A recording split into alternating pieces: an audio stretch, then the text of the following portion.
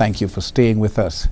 Nurses at the St. Jude Hospital have applied for membership to the National Workers' Union. Union officials say the application process should be finalized within the next 4 weeks. Here's Don Nicholas with the details. For many years, the National Workers' Union has been the bargaining agent for St. Jude Hospital workers. The hospital is a statutory corporation which allows for freedom of association. Therefore, the nurses have exercised their right to apply for membership with the union. The union is concerned about the deteriorating condition of the George Odlum Stadium, where the medical practitioners are operating from. The stadium has been used as a makeshift hospital ever since the St. Jude Hospital fire in 2009. It's not a hospital, so obviously it was not meant to handle the capacity and movement of a hospital in terms of room setup, layout, everything. So that, in addition to the fact of the building is falling apart, galvanized flying everywhere, particles falling on the staff, confined spaces and stuff like that. It's not good for the workers, it's not good for the patients. The National Workers' Union has already submitted the nurses' applications for membership to the Labour Department. The process should take approximately 4 weeks to finalize. The Labour Department now has to do everything within the law to make sure that the process goes within the specified number of days by law.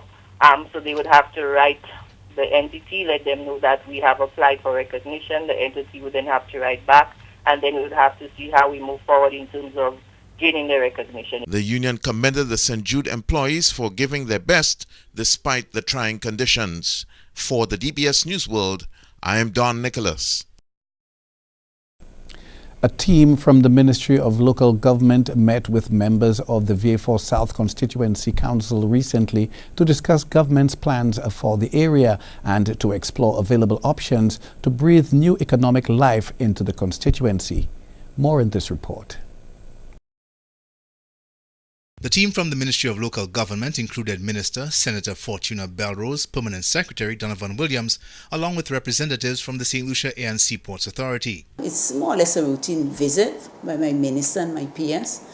But today, the particular reason that they really came is to see like what we could do to elevate Vieux-Fort. You know, in terms of the heavy-duty traffic, in terms of vending, just the whole thing about the town. So that was what the visit was all about. Successive governments have promised to transform Vieux-Fort into a new economic frontier. Both political parties during the last election campaign repeated many of the same promises. Both of their manifestos outlined a number of projects they planned to implement if elected to office. Among them, the redevelopment of the Urinora International Airport and the construction of a coastal promenade, among others. The current government entered into a US $2.6 billion agreement with Desert Star Holdings DSH for the construction of the Pearl of the Caribbean project. And while each successive government from as far back as the 1970s has been criticized for not keeping their promises or implementing their plans, this government has come up against stiff opposition to its efforts to implement the DSH project. But the DSH project aside, government is determined to turn things around in the South.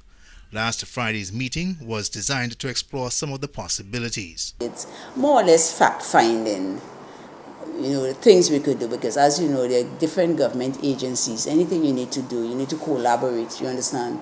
So the stakeholders come together and, everybody give their views, what they think, what could be done, etc. So that was what we were doing. Only time will tell if this administration will buck the trend and actually make good on its promises to transform the South.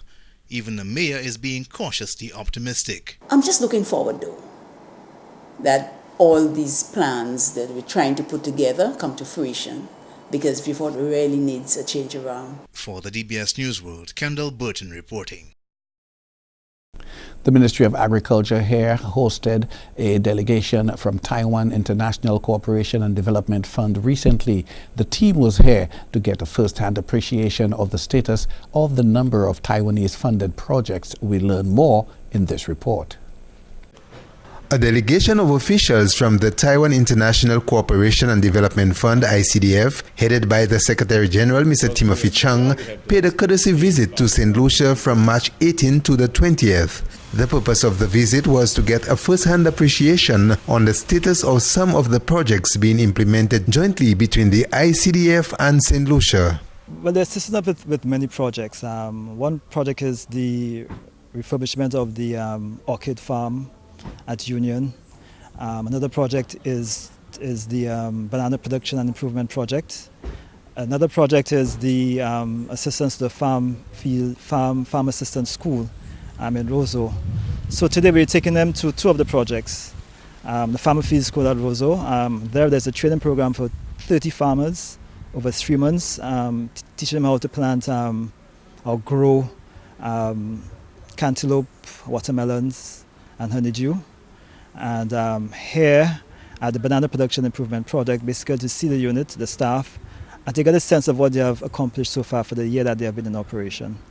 And we take them to a farm not too far from the headquarters of the unit to get a sense of what is involved in harvesting bananas, to get a sense of the process and what happens on the farm before it gets to the shelves in Europe. A meeting between members of the delegation and the management of the Agriculture Ministry, which was held on Monday, gave an insight into the areas of mutual cooperation. I believe you will agree that so far they have done a good job, and I would believe in the future we still can do better. And as you mentioned, like the banana project already in the implementation is already. So we believe it will be helpful, with the following cooperation. On the final day, the team participated in the opening of a farmer field school in Roseau where support is being given, and then later met with officials of the Banana Productivity and Improvement Project. They then took to the fields where they observed firsthand the production and packaging of bananas for export. From the Agriculture Information Unit, I am Hinkson Butcher. Castries South MP Dr. Ernest Hilaire has welcomed an investigation announced by Prime Minister Alan Chastanet into his involvement in the Jufali affair. Dr. Walid Jufali was St. Lucia's permanent representative to the International Maritime Organization, IMO. Last week, the Prime Minister announced that the government had launched an investigation into the circumstances surrounding the appointment of the late Saudi Arabian billionaire. Sheffield Gilad reports.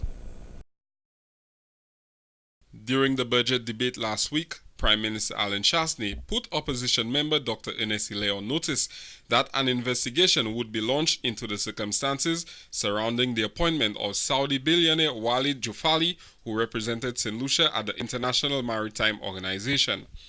A position previously held by Dr. Hilaire in 2014, who allegedly resigned for the position so it could be given to Mr. Jufali. After the general election in 2016, Dr. Ernest Hilaire launched a defamation lawsuit against Prime Minister Alan Chastanet for allegedly besmirching his name. The suit is based on statements reportedly made by the Prime Minister ahead of the June 2016 elections and in connection with what would eventually become known as the Walid Jufali affair. The situation here now is we've unearthed a lot of information, and certainly we're not behaving like how the other side would. We have passed on all the information to the relevant authorities, and there is an investigation, an ongoing investigation, and I'm certainly not interfering in the investigation. And I'm hoping to see where it will conclude. The government also accused Dr. Hilaire, when he was High Commissioner to London, of selling diplomatic passports to Jufali. Addressing the media on Wednesday, the former UK High Commissioner says he welcomes the investigation and has nothing to hide. The Prime Minister has to do everything he can to discredit me. Everything he can. It is an attempt to discredit me, it's an attempt to embarrass me, it's an attempt to shut me up. Why? Maybe because my mouth is the biggest and I criticize the most and I ask the most questions. So the Prime Minister has to find a way to go after me, to destroy me. I am convinced of that. When I spoke in Parliament, the budget last year, I said I know I'm a marked man. I said I know I am a marked man, and I know over the next few months there's so many questions I will have to ask this government that they will do every and anything they can to come after me as a parliamentarian. But let me say to the Prime Minister that he's just started to announce investigations. In fact, he should be prepared to have 1,000 million investigations in me. because I'll ask him 1,000,000,000 hard questions. I will not let up to ask the hard questions and to hold the government to account. Dr. Hille says while the Prime Minister will do all that he can to discredit and investigate the opposition, there are members of his own cabinet he should be investigating. He announced to St. Lucians that he was going to set up an investigation to find out if one of his ministers is being investigated. We're still waiting for the results of that investigation. He had a minister who was fired, and up to today the Prime Minister has never addressed the nation as the Prime Minister to explain why a government minister had to be fired. When you fire a government minister, it is a serious act, and there were a lot of speculation as to why that minister was fired. The Prime Minister was out and the acting Prime Minister made a statement. He came back as Prime Minister and up to today has never told us the true story behind the firing of that minister. One day it will come out. And he has another minister who was involved in a matter that is now before the courts. And of course, you have to ask the question, if you have a cabinet with at least 3 ministers, if question marks about them, what do you do now? You try to flip the switch. So now Hille is under investigation, Sean is under investigation, Musa is under investigation, Alva is under investigation, because of the corrupt stench that is coming from within his own cabinet. The opposition is convinced that the government is using reverse psychology tactics against St. Lucians to prevent the truth from coming out. For the DBS News World, I am Sheffield Gillard. Please stay tuned. We'll be right back.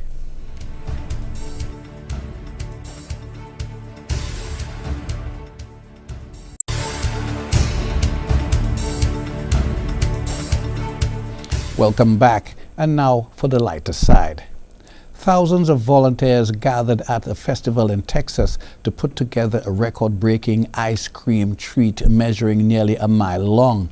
Attendees at the Spirit of Texas Festival in Wolfpen Creek marveled at the 4,549-foot and 3.36-inch long ice cream sundae, which broke the Guinness World Record for the longest ice cream dessert. The sundae was made using 500 gallons of H-E-B Texan Tackle Crackle ice cream and topped with 300 gallons of chocolate and strawberry syrup, 2,000 cans of whipped cream, 25 pounds of sprinkles, and 20,000 cherries. A Guinness World Records educator inspected the dessert to ensure all of the ingredients were connected in a single line. Once the record was confirmed, more than 4,000 festival attendees consumed the record-breaking sundae in 30 minutes. Spirit of Texas organizer Cynthia Corona said the community played a vital part in putting on the festival and completing the record. My favorite part is just the whole community coming together. We have volunteers from Blinn, from A&M, from Mays Business Schools, from a number of high schools coming out and creating memories and helping build a festival, Corona said. Ice cream, you scream, we all scream for ice cream. This has been the DBS News World. I have been the presenter, Alex Bousquet, saying please have a wonderful Easter weekend. Good evening.